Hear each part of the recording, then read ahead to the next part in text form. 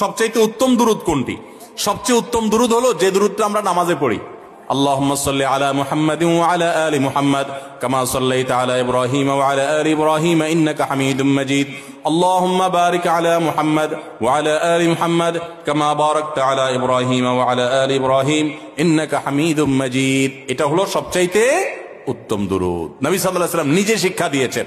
আর সবচেয়ে ছোট্ট দুরূদ হলো সাল্লাল্লাহু আলাইহি ওয়াসাল্লাম। সবচেয়ে ছোট্ট দুরূদ কি?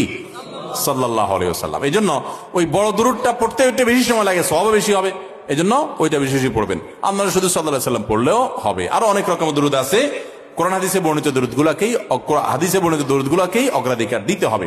এছাড়া নিজেদের বানানো দুরূদে যদি অর্থের মধ্যে শিরকি কিছু না থাকে তাহলে পড়তে পারেন। নামাজে হাইয়া আলাস সালাহ বলার পর নামাজের জন্য দাঁড়ানো কতটুকু সহি?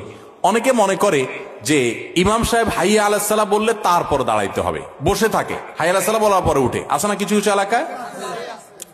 আপনাদের এলাকায় আছে এটা?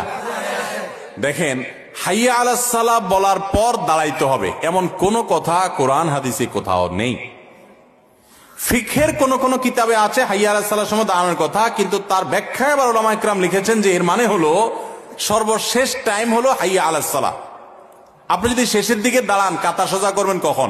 হাইয়া আলাস সালাহ, হাইয়া আল ফালাহ, কাদ কামাত সালাহর পর তো ইমাম সাহেব নামাজে শুরু করবে, আপনি এবার কাতা সোজা করবেন, ডানে বামে খেয়াল করবেন, হ্যাঁ, তারপরে নামাজে নিয়ে আপনার হাত বাঁধবেন। তা আপনি এগুলো কখন করতে যাবেন? তাহলে তো আপনার অনেকটা ছুটে যাবে।